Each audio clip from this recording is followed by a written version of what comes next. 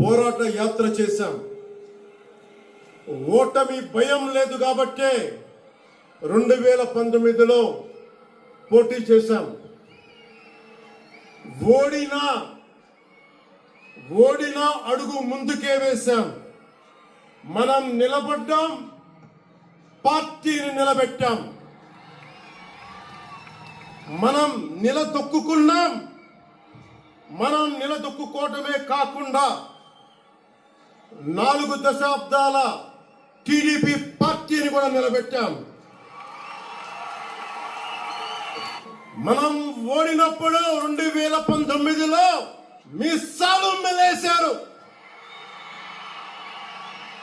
జబ్బలు చరిచారు, తొడలు కొట్టారు, మన ఆడపడుచుల్ని అవమానించారు, ప్రజల్ని నిరంతరం హింసించారు.